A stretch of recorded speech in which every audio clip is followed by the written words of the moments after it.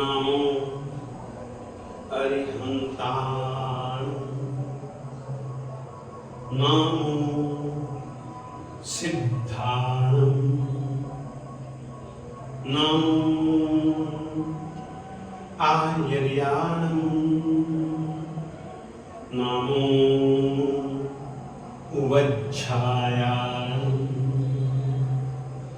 नमो लोये सब्बसागुणं येषु पंच नमोकारो सब्ब पापनाशनो मंगलाणं च सब्बेषु परमं हवहि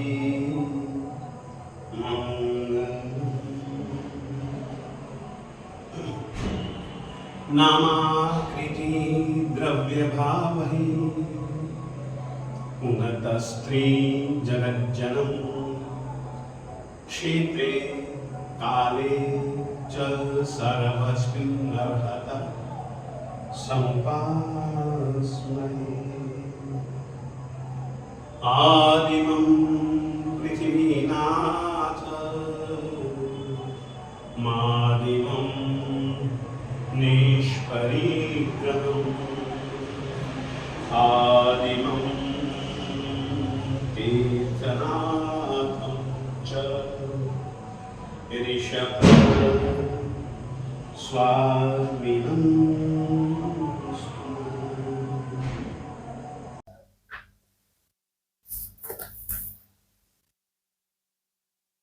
भाग्यवानों, बहुत दिन हो गए गुण के विषयों को लेकर के बोलते हुए।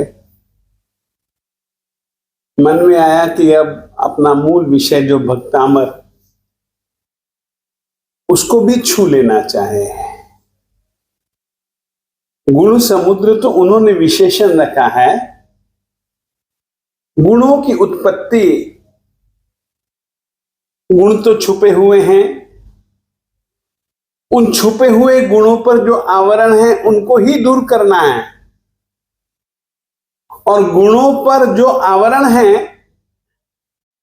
उन आवरणों को दूर करने के लिए दो ही चीजें चाहिए। एक तो सम्यक दर्शन और एक सम्यक चारित्र। सम्यक दर्शन और सम्यक ज्ञान, ये दोनों तो आपस में जुड़े हुए हैं। यदि सम्यक दर्शन है तो सम्यक ज्ञान होगा ही होगा, यदि सम्यक ज्ञान है तो सम्यक दर्शन होगा ही होगा। और जो मोक्ष का मार्ग है ना, वो सम्यक दर्शन, सम्यक ज्ञान और सम्यक चारित्र की युति है। सम्यक दर्शन, सम्यक ज्ञान, सम्यक चारित्र की युति मोक्ष मार्ग है। यानी कि ये तीनों जब मिल जाते हैं तब एक मोक्ष मार्ग है। तीनों को यदि अलग अलग रखा जाता तो मार्ग है ऐसा बोला जाता। मार्ग है यह बोला जाता है तो इसका मतलब कि तीनों की युति जिंदगी में मुक्ति के मार्ग पर गति है, प्रगति है। संसार का मार्ग कषायों का मार्ग है, कर्म बंधन का मार्ग है। कर्म बंधन के मुख्य 5 कारण हैं: मिथ्यात्व, अविरति, प्रमाद, कषाय और योग। सम्यक्त्व के गुण को घात करने वाला, सम्यक्त्व का आत्मा में उदय न होने देने वाला मुख्य रूप से यदि कोई है तो वह है कषाय तत्व। कषाय शब्द का अर्थ ही इतना होता है जिससे कष यानी कि संसार, संसार यानी कि जन्म मरण की परंपरा,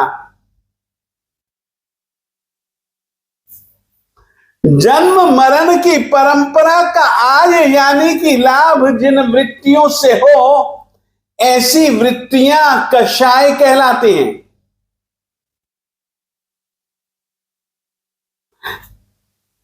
जब तक कषाय रहेंगे तब तक पूर्ण रूपेण आत्मा के अनंत गुण कभी भी प्रकट नहीं होते। कषाय 4 प्रकार के होते हैं। क्रोध को, मान को, माया वृत्ति को और लोभ को कषाय कहा जाता है। प्रायः करके इन चारों वृत्तियों से कोई भी अपरिचित नहीं होगा। जिस समय क्रोध मोहनीय कर्म का उदय होता है तो उस समय आदमी के जो परिणाम होते हैं उष्ण होते हैं, गरम गरम होते हैं और गरम गरम होने के कारण से वे आत्मा के गुणों को जला देते हैं। आपने कभी महसूस किया होगा, जिस समय क्रोध उदय में आता है उस समय आत्मा भूल जाता है कि मुझे क्या करना चाहिए था, मुझे क्या करना चाहिए या मुझे क्या करूं, कैसे करूं, जिससे कि मेरा संसार में बार बार जन्म मरण लेने का चक्कर न रहे। ऐसे मैं क्या करूं? आदमी कृत्य और अकृत्य का विवेक भूल जाता है क्रोध के कारण। मुझे क्या बोलना चाहिए और क्या नहीं बोलना चाहिए, वचनों के विषय में विवेक, वचनों के विषय की मर्यादा वह बिल्कुल चूक जाता है क्रोध के कारण। अंत शंत बोलता रहता है। ये क्रोध मोहनीय कर्म के उदय का परिणाम है। बड़ा जाज्वल्यमान भी होता है और क्रोध इसी ही प्रकार से मान, जैसे क्रोध में ज्वलनशीलता है तो अभिमान जब आता है तो आदमी अक्कड़ हो जाता है, अपने आप को ही बड़ा मानता है। बड़े छोटे के बीच की जो मर्यादा है उस मर्यादा का अतिक्रमण लगभग अभिमानी आदमी करता ही रहता है। अभिमानी जी बड़ा स्तब्ध होता है, अकड़ू होता है। वो प्राण जाए तो जाए मगर मेरी अकड़ नहीं जानी चाहिए। इस तरीके की मान्यता वाला, इस तरीके के विचारों वाला, इस तरीके के अध्यवसायों वाले जीव का मान मोहनीय कर्म उदय में समझना चाहिए।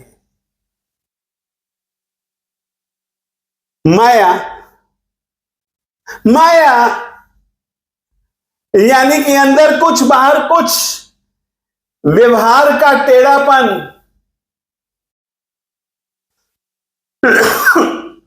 यह टेढ़ापन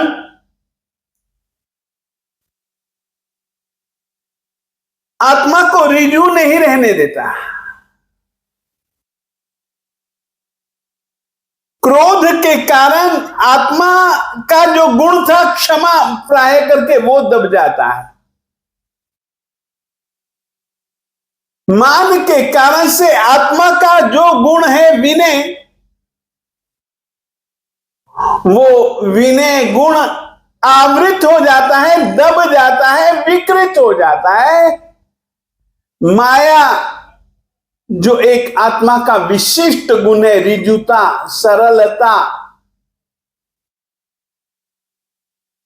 माया वृत्ति उस सरलता के गुण का विनाश कर देती है। फिर चौथा कषाय है लोभ। लोभ यानी कि द्रव्यादि हैं, कई कई माया है, कई कई रुपए, कई कई प्रकार की चल अचल संपत्ति, कई कई पदार्थ,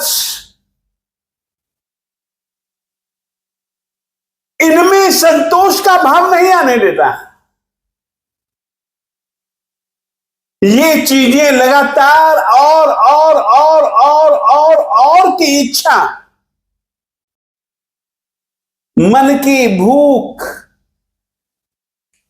सागर आज दिन तक कभी भी पानी से तृप्त नहीं हुआ।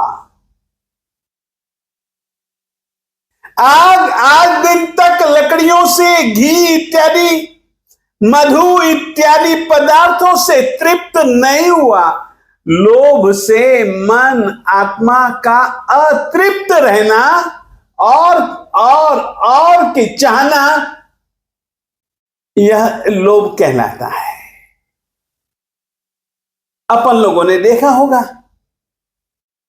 क्रोध तो मुझको भी आता है, सामने वाले को भी आता है, परंतु क्रोध के बीच में अंतर होता है। हमेशा क्रोध तो रहता है, परंतु क्रोध एक जैसा नहीं रहता। कभी क्रोध तीव्रतम होता है, कभी तीव्रतर होता है, कभी तीव्र होता है, कभी मंद भी होता है, परंतु क्रोध तो क्रोध ही कहलाएगा ना। हमारे महापुरुषों ने क्रोध में, मान में, माया में और लोभ में तरतमता का अनुभव करते हुए क्रोध भी 4 प्रकार के बतलाए, अभिमान भी 4 प्रकार के, माया भी 4 प्रकार के और लोभ भी 4 प्रकार के बतलाए। एक बात याद रखिएगा, बीच में थोड़ा सा जुड़ा हुआ और थोड़ा सा अलग महसूस आप कर सकते हैं, मगर अलग है नहीं। आपने सुना है कि यदि समकित का स्पर्श पूरे के पूरे भव भ्रमण में, जन्म मरण के चक्कर में यदि एक बार भी शुभ अध्यवसायों के कारण से जीव समकित को पा लेता है ना, फिर उसका भव भ्रमण सीमित हो जाता है। क्यों यह बात कही गई? एक बार सही ढंग से समकित का स्पर्श जन्म मरण की परंपरा को सीमित कर देता है, और केवल सीमित का तात्पर्य निश्चित हो जाता है कि इतने समय के बीच यह आत्मा निश्चित सिद्ध बन जाएगा, निश्चित मुक्त बन जाएगा। ये किस कारण से कहा, क्यों कहा, और निश्चित रूप से यह सिद्धांत, इस सिद्धांत का कारण क्या? देखिए, समकित की प्राप्ति के लिए 7 प्रकृतियों का या तो क्षय करो या उनका उपशम करो।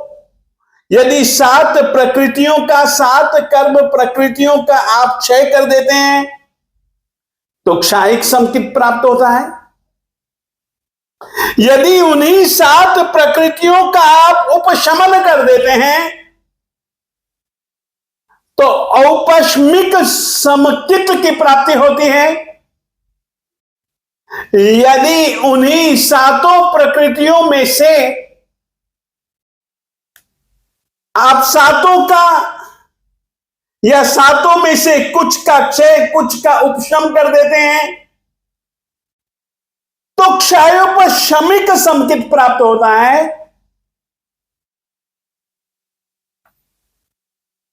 और इसी तरीके से सात, यदि सात नहीं तो तीन का आप उपशमन कर देते हैं तो औपशमिक समकित की प्राप्ति होती है। यह जो वाक्य है कि अनंत काल के भ्रव भ्रमण को सीमित कर देने वाला गुण अगर कोई है तो वो समकित है। उसके पीछे कारण है भैया, कारण है। इन कषायों में से अनंतानुबंधी क्रोध, अनंतानुबंधी मान, अनंतानुबंधी माया और अनंतानुबंधी लोभ। अनंतानुबंधी अनंत काल तक जन्म मरण के चक्कर में ही आत्मा को रुलाने फिराने वाला जो कषाय है, कषाय का अध्यवसाय है, परिणाम है। उसका जब तक अंत नहीं करोगे तुम, क्षय नहीं करोगे,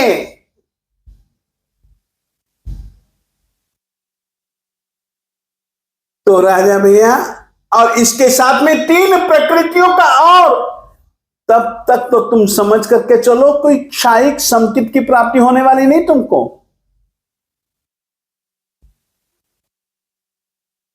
और यदि इनका तुमने क्षय कर दिया तो चार अनंतानुबंधी कषाय तो गए ना तुम्हारे, तो अनंत काल तक तो तुम नहीं घूमोगे। फिर तुम्हारे काल की एक मर्यादा, भव भ्रमण की एक मर्यादा निश्चित हो जाती है। इसीलिए जैन परंपरा में सम्यक्त्व का सर्वाधिक महत्व है।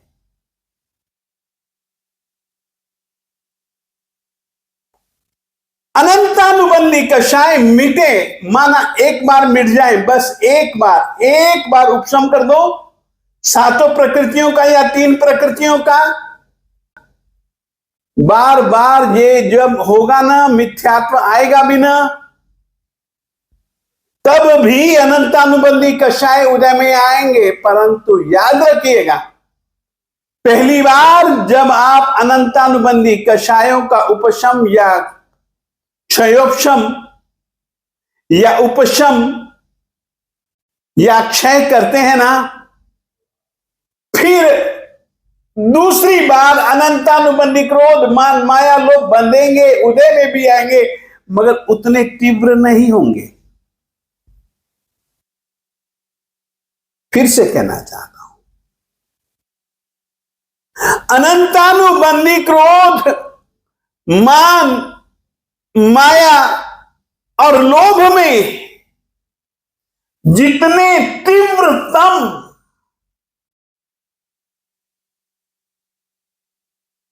ज्वलनशील भाव क्रोध का लक्षण है, स्तब्धता पूर्ण भाव अभिमान का लक्षण है, वक्रता, परवंचना, आत्मवंचना माया का लक्षण है, असंतोष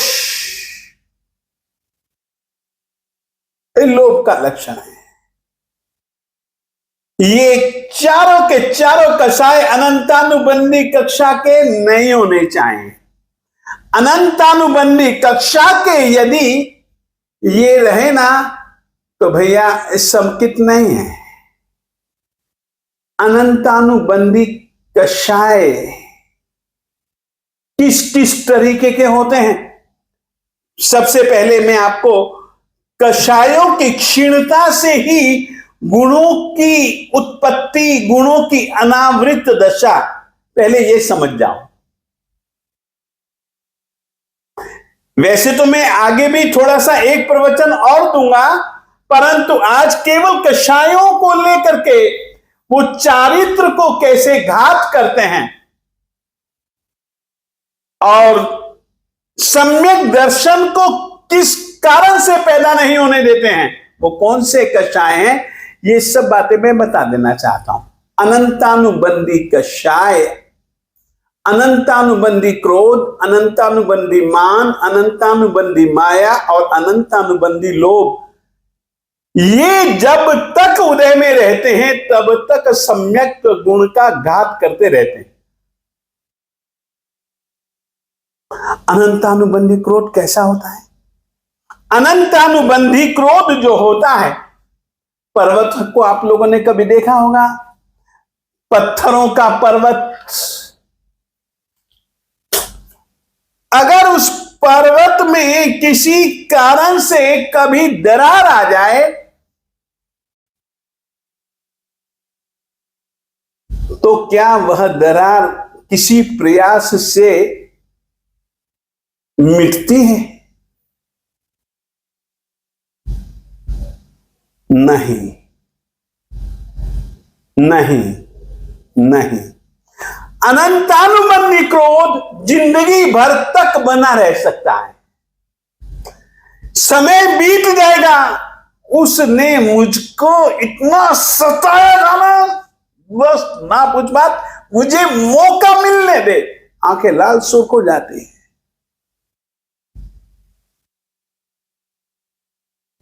भाव में इतनी इतनी इतनी ज्यादा हो जाता है कि जिंदगी भर तक आदमी उस वैर को भूल नहीं पाता है, आजीवन बने रहते हैं।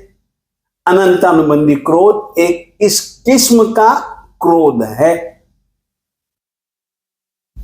और अनंतानुबंधी क्रोध के बाद अनंतानुबंधी मान भी नहीं चाहिए। अनंतानुबंधी जो मान होता है, अभिमान में आदमी दूसरे को तुच्छ गिनता है, अपने को महान गिनता है। अनंतानुबंधी मान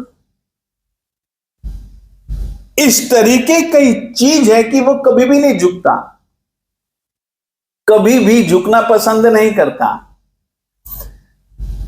पत्थर का थंभा तुम कभी भी देखो, टूट जाएगा मगर झुकना उसको स्वीकार नहीं।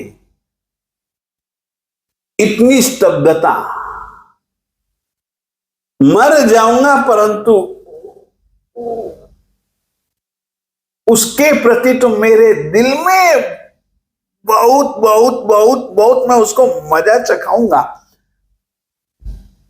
नहीं झुकने को तैयार। इसी तरीके से अनंतानुबंधी माया, माया यानी कि वक्रता, वक्रता यानी कि टेढ़ापन, मन में कुछ और, वाणी में कुछ और, काया में कुछ और।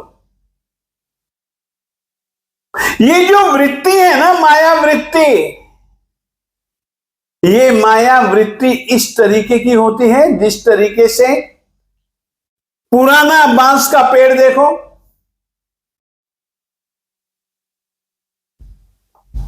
पुराने बांस की जड़ जो होती है ना, बड़ी टेढ़ी मेढ़ी होती है, उसको सीधा नहीं किया जा सकता, किसी भी प्रयास से सीधा नहीं किया जा सकता। जीव का ऐसा वक्रता पूर्ण व्यवहार, जीव की ऐसी वक्रता, वो कभी भी सीधा नहीं, रिजू नहीं हो सकता। ये भी ऐसा टेढ़ापन यदि मन के अंदर अपने है तो समझ लीजिएगा कि समकित तो नहीं है वहां। और इसी तरीके से अनंतानुबंधी लोभ,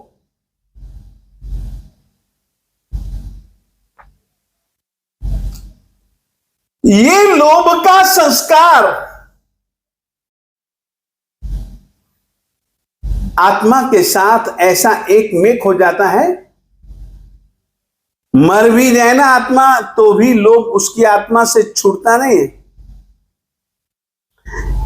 आप लोगों ने कभी देखा हो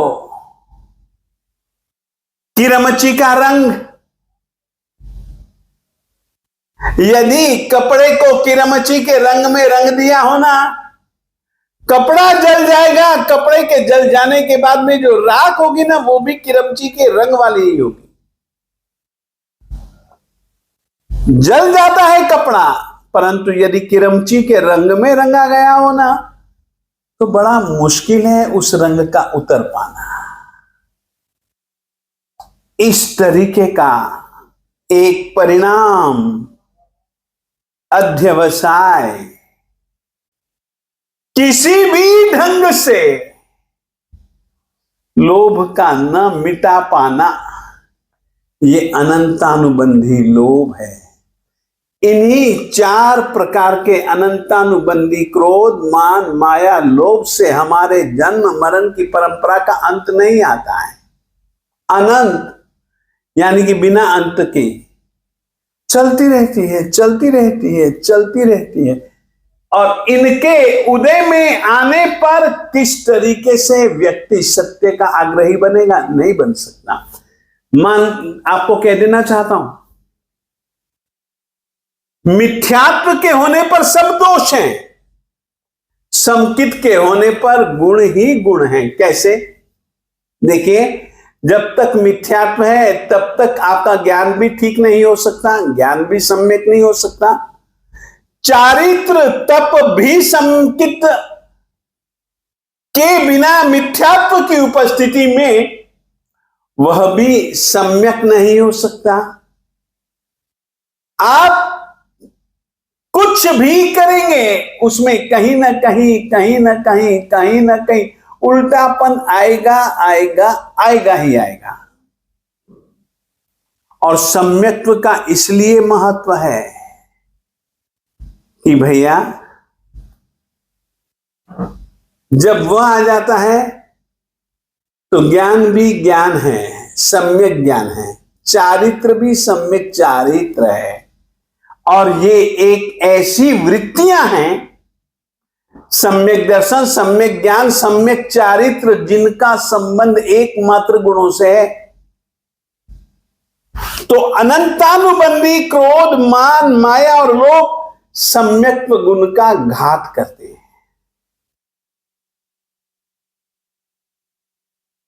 दूसरे प्रकार का कषाय है जिसको कि अप्रत्याख्यानीय कषाय कहा जाता है।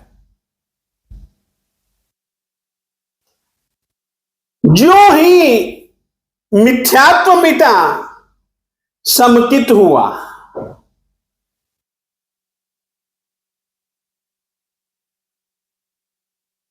समकित की अवस्था ऐसी अवस्था है कि जिसमें आदमी समझ सकता है, बहुत कुछ समझ सकता है, सही सही समझ सकता है।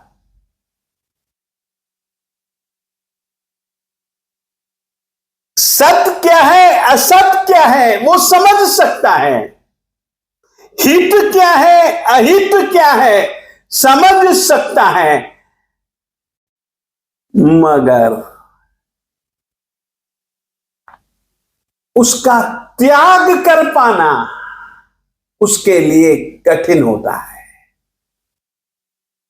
फिर से कहना चाहता हूं, सद असत को समझ लेना, सद असत को समझ लेना, धर्म अधर्म को समझ लेना, हेय को हेय, उपादेय को उपादेय, ज्ञेय को ज्ञेय समझ लेना, एक अलग बात है, परंतु हेय का त्याग कर देना, हेय समझ करके, उपादेय को ग्रहण करने योग्य मान करके, उपादेय तत्व को ग्रहण करने योग्य मान करके ग्रहण कर लेना एक अलग बात है। उसके लिए बहुत सारे त्याग की जरूरत होती है, विरति की जरूरत होती है। समकिति जीव जरूरी नहीं कि विरतिधर हो, कारण तब तक विरति नहीं जब तक कि अप्रत्याख्यानीय क्रोध, मान, माया और लोभ रहते हैं।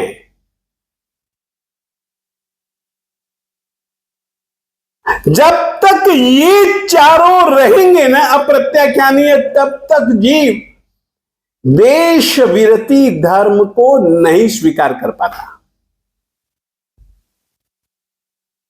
इसीलिए चौथा गुणस्थान अविरत सम्यक दृष्टि, सम्यक दृष्टि की प्राप्ति है मगर विरति धर्म नहीं है, मात्र समकित है।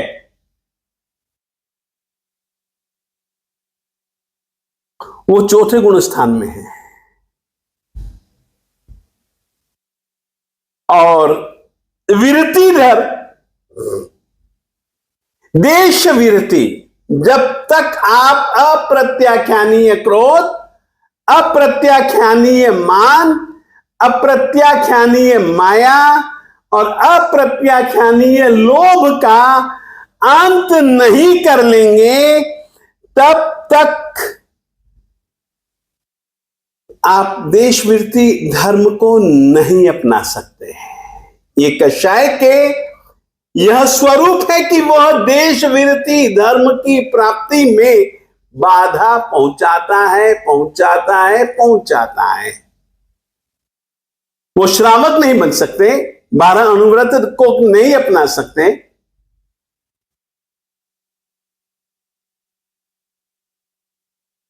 ये स्थिति आत्मा की बनी रहती है। और इसी तरीके से जब अप्रत्याख्यानीय कषाय मिट जाएंगे, उनका क्षय, क्षयोपशम इत्यादि जब होगा ना, तब जाकर के तुम्हें व्रत रुचेंगे, तब तुमको व्रत बिल्कुल तुमको ग्रहण करने योग्य, इतना ही नहीं ग्रहण तुम करने के लिए लालायित रहोगे। तब तुमको विरति और व्रत धर्म की बातें तुम्हारे दिल दिमाग को जचेंगी और तुमको व्रतों की उपयोगिता कुछ समझ में आ सकेगी। तुम व्रतों को स्वीकार करने के लिए तैयार हो जाओगे। अभी भी देशतः विरति धर्म को तुम नहीं अपना पाओगे जब तक कि अप्रत्याख्यानीय क्रोध, अप्रत्याख्यानीय मान, अप्रत्याख्यानीय माया और अप्रत्याख्यानीय लोभ जब तक उदय में रहेगा। फिर आगे बढ़ते हैं। इन्हीं कषायों के विषय में बात कर रहा हूं, क्रोध, मान, माया, लोभ। फिर एक तीसरे प्रकार का कषाय, प्रत्याख्यानावरणीय कषाय।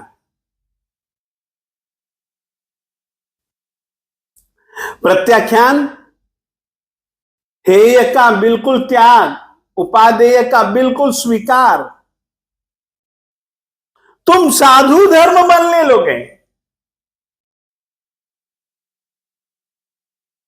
ये प्रत्याख्यानावरणीय क्रोध, मान, माया, लोभ सर्वविरति धर्म में बाधा पहुंचाते हैं।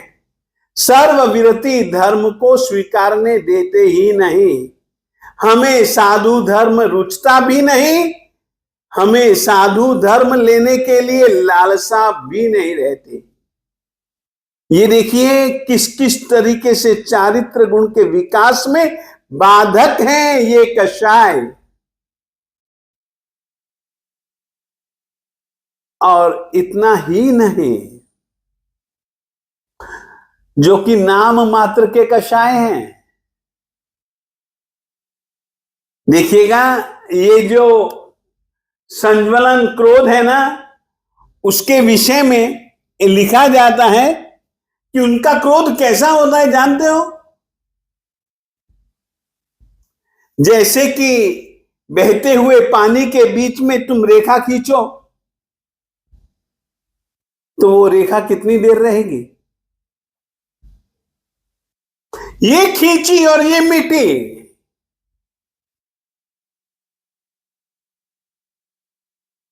ऐसा क्रोध, नाम मात्र का भी यदि क्रोध है, 15 दिनों तक यदि क्रोध तुम्हारे दिल दिमाग में टिका छाया छाया रहता है ना, तो वो संज्वलन क्रोध है, जो कि यथाख्यात चारित्र को रोकता है। यथा आख्यात, परमात्मा ने चारित्र धर्म का स्वरूप जिस रीति से कहा है,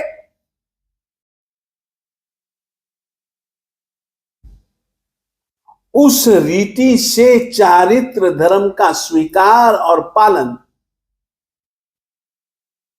ऐसा संज्वलन यानी कि पानी में खींची हुई रेखा के समान भी यदि कुछ क्षणों तक, कुछ दिनों तक यदि क्रोध रहता है, तो वो यथाख्यात चारित्र का बाधक है। इसी रीति से उनका अभिमान कैसा होता है? संज्वलन अभिमान कैसा होता है? जिस तरीके से तुम लोग कभी भी देखो, बेंत दिखता सीधा है, मगर उसको यूं चाहो मोड़ना, वह मुड़ जाता है। उसको मोड़ने के लिए ज्यादा कोई तेल वेल इत्यादि की मालिश की कोई ज्यादा जरूरत नहीं रहती भैया। वो तो बस ये किया, मोड़ा, ये मुड़ गया, छोड़ा, स्वाभाविक रूप से मैं आ गया। उनकी माया भी, बहुमान भी इतना इतना इतना विनम्रता के स्वरूप के बहुत नजदीक होता है। और माया,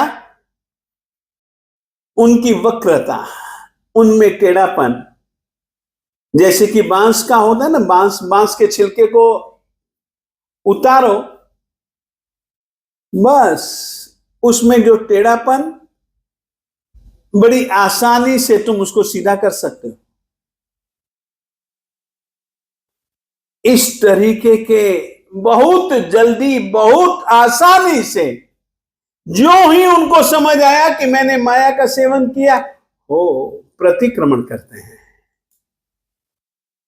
गुरु से उसका प्रायश्चित्त लेते हैं। ऐसी माया भी नहीं चाहिए। लोग, अब देखिए, अनंतानुबंधी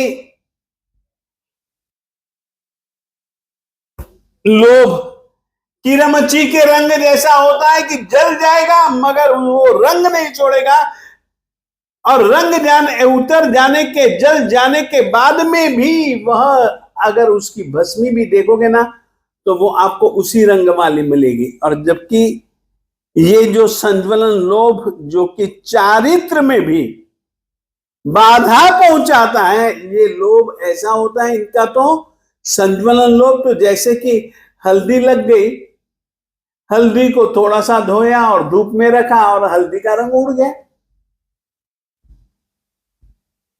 इस तरीके का उनका लोभ होता है।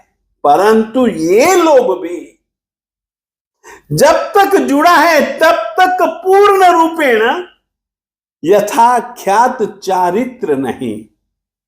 और यथाख्यात चारित्र के बिना आत्मा गुण समुद्र नहीं बनता। यथाख्यात चारित्र धर्म को पाले बिना चारों घाती कर्मों का क्षय नहीं होता।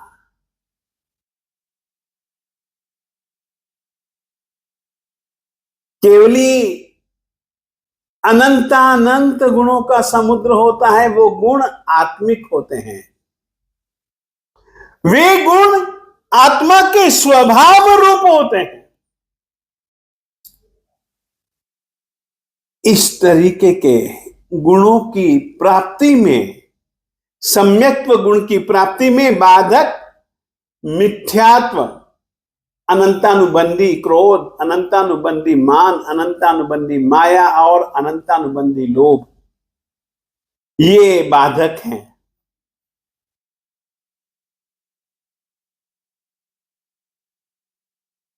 देशवृत्ति धर्म, देशवृत्ति चारित्र धर्म की प्राप्ति में बाधक अप्रत्याख्यानीय कषाय हैं। जब तक अप्रत्याख्यानीय क्रोध, मान, माया, लोभ का उदय रहेगा, आप समचित्त में तो रह सकते हो, परंतु देशवृत्ति धर नहीं बन सकते। इसी प्रकार से प्रत्याख्याना वर्णीय, जो कि सर्वविरति धर्म को नहीं अपनाने देता, नहीं जीने देता। सर्वविरति धर्म अपना भी ले तो भी अतिचारों का आसेवन वो जीव करता रहता है। और इसी तरीके से संज्वलन कषाय यथाख्यात चारित्र में बाधक हैं। आत्म विकास के लिए कषायों को तो जड़ मूल से उखाड़ फेंकना ही चाहिए। इस तरीके से व्यक्ति गुण समुद्र बन सकता है। मानता हूं ये विषय मैंने कुछ थोड़ा सा ज्यादा लंबा खींच लिया।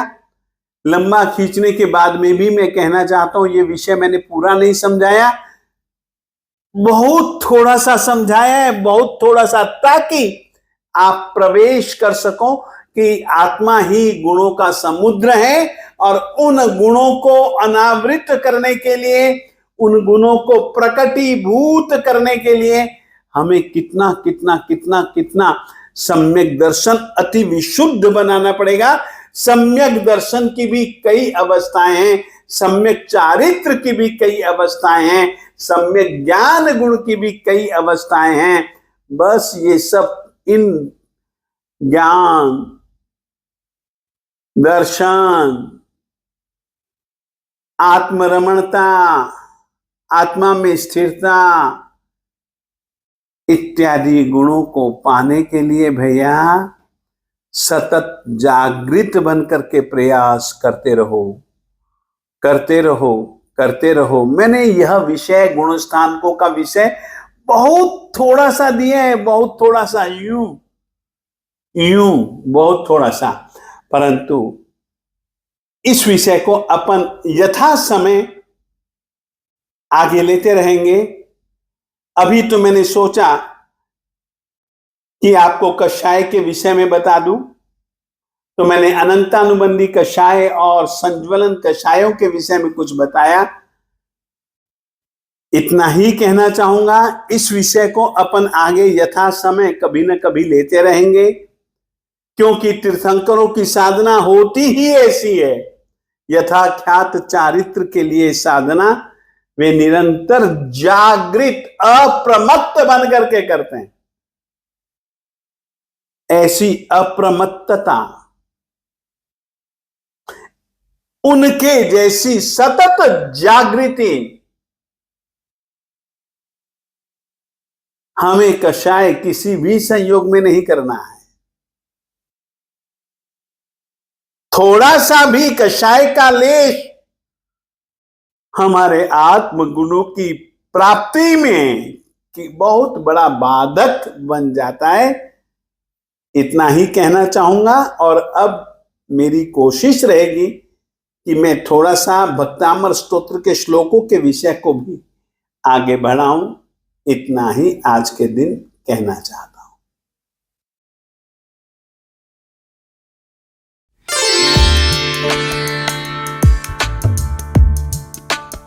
की वर्तमान गच्छाधिपति श्रुत भास्कराचार्य श्रीमद धर्म धुरंधर सुरेश्वर जी महाराज साहिब की इस वर्ष की ऑनलाइन क्लासेस जो कि भक्तांबर स्तोत्र पर है, वो मुझे लगाने का परम सौभाग्य प्राप्त हुआ। गुरुदेव की ऑनलाइन क्लासेस जब कोरोना काल था तब मैं उन क्लासेस से जुड़ी थी। उसके बाद जब जब ये क्लासेस लगी हैं मैंने हमेशा अटेंड की हैं। गुरुदेव की क्लासेस बार बार अटेंड करने का मन क्यों करता है? क्योंकि उसमें सबसे बड़ी खासियत ये है कि गुरुदेव के समझाने की जो शैली है इतनी सरल है, इतनी सरल है, ऐसे लगता है कि जैसे हम अपने बचपन में पहुंच गए। इस बार तो इतना अमेजिंग हुआ, सच में ही हम अपने नर्सरी क्लासेस में पहुंच गए। गुरुदेव ने जैसे हमें अ आ ई उ ऊ एक एक शब्द वर्ण सब बोलकर बताया, हमें संधि विच्छेद बताया, हमें वर्ण विभेद बताया। उसका हमें क्या फायदा हुआ? उसके फायदा हमें ये हुआ कि हमारा उच्चारण शुद्ध हुआ। उच्चारण केवल ये भक्तांबर स्तोत्र का नहीं शुद्ध हुआ, अब हमें बेसिक पता चल गया है कि हमें किसी भी शब्द को कैसे बोलना है, उसका उच्चारण कैसे करना है, र की मात्रा अगर होगी तो वो कैसे आनी है, हलंत कैसे होना है, एवरीथिंग माइन्यूट से माइन्यूट चीज़ भी अब हमें पता चल गई है। अब हम कल को कोई भी स्तोत्र पाठ पढ़ेंगे या कुछ भी पढ़ेंगे तो सारी चीज़ें हम ध्यान में रखते हुए पढ़ेंगे, तो हमारे उच्चारण की शुद्धि जो हुई है इस बार क्लासेस में वो हमें सबसे अमेजिंग बात लगी। ये नहीं है कि भक्तांबर का टॉपिक गुरुदेव ने पहली बार उनके मुख से हम सुन रहे हैं, परंतु मुझे ये समझ में नहीं आता कि जितनी बार भी हम उनके मुख से कोई भी चीज़ सुनते हैं, चाहे वो अरिहंत परमात्मा का वर्णन हो, चाहे वो सिद्ध परमात्मा का वर्णन हो, या केवली भगवंतों के लिए बताएगी कोई बात, हमेशा ही उनकी हर बात अलग होती है। ऐसा लगता है कि अरे ये तो हम पहली बार सुन रहे हैं, परंतु वो टॉपिक हम पहले सुन चुके होते हैं, पर उसमें जो बताई गई बातें हैं ना, अब गुण स्थानक हैं या कुछ भी, ये नहीं है कि पहले गुरुदेव ने हमें नहीं बताया, पर हमेशा उसमें नई से नई चीज़ ऐड ऑन करते जाते हैं। तो मैं तो बोल सकती हूँ कि गुरुदेव तो साक्षात सरस्वती माता के पुत्र ही हैं। गुरुदेव पर पूरी पूरी कृपा है सरस्वती माता की। और सबसे बड़ा थैंक्स संदेश चैनल का करना चाहूँगी, इतनी अच्छी तरीके से वो हमारे तक ये पूरी जानकारी भेजते हैं। उनका सबसे बड़ा जो अमेजिंग पार्ट है वो ये है कि एक तो हर एक अलग अलग पॉइंट में डिस्क्राइब्ड है। अगर मंगलाचरण होगा अलग, गुरुदेव का प्रवचन है, फिर उसके बाद अगर स्तवन है, और एंडिंग में गुरुदेव का जो आशीर्वाद स्वरूप मंगल पाठ है, तो वो सब अलग अलग चरण में है। और साथ ही जो भी उस पार्ट में बताए गए शब्दार्थ होते हैं या संधि विच्छेद होता है, जो भी ग्रामर का वर्ड्स होते हैं, चीज़ें होती हैं, वो साथ के साथ हमें लिखी हुई आ जाती हैं, तो हमें नोट्स बनाने में बहुत इजी हो जाता है। बहुत ही अच्छा, सराहनीय, अनुकरणीय कार्य कर रही है संदेश चैनल की टीम। और हमें वो कांटेक्ट करते हैं, फिर पूछते हैं कि कहीं हमें कोई दिक्कत तो नहीं आ रही, कहीं कोई परेशानी तो नहीं आ रही, आपको कहाँ इम्प्रूवमेंट की ज़रूरत है। तो उनकी ये विनम्रता भी हमें बहुत अच्छी लगती है। इसी तरह से संदेश चैनल खूब आगे बढ़े, खूब तरक्की करें, और हमारे तक गुरुदेव का जो ये प्रवचन है, जिन वाणी है, हमारे तक पहुंचाता रहे। उनको शुभकामनाएं, मंगल कामनाएं, और गुरुदेव जी का आशीर्वाद हम पर यूं ही बना रहे। इसी तरह से गुरुदेव आप हमें छोटे छोटे बच्चे जानकर पढ़ाते रहें, जिससे आज चाहे मैं 50 साल की हो गई हूँ, परंतु मेरा बचपन जैसे ही गुरुदेव पढ़ाते हैं ऐसे लगता है कि सच्ची हम अपनी नर्सरी क्लासेस में पहुँच गए या फर्स्ट सेकंड थर्ड स्टैंडर्ड में पहुँच गए। हमारा जो बचपन जागृत हो जाता है ना, वो हमें बहुत अच्छा लगता है। तो देव और गुरु की कृपा से हम सब बहुत अच्छे से सीख रहे हैं, और आप सब भी जो नहीं अभी तक जुड़े हैं उनसे मैं विनती करती हूँ अवश्य जुड़ें, क्योंकि जो एक ज्ञान है वही हमें पार लगा सकता है। ज्ञान ही हमें समझ देता है कि क्या सही है, क्या गलत है, क्या अच्छा है, क्या बुरा है। तो गुरुदेव के श्रीमुख से ये जानने के लिए, सुनने के लिए आप इन क्लासेस के साथ अवश्य अवश्य जुड़े। जिन आज्ञा विरुद्ध कुछ भी कहा गया हो तो मन वचन काया से मिच्छामि।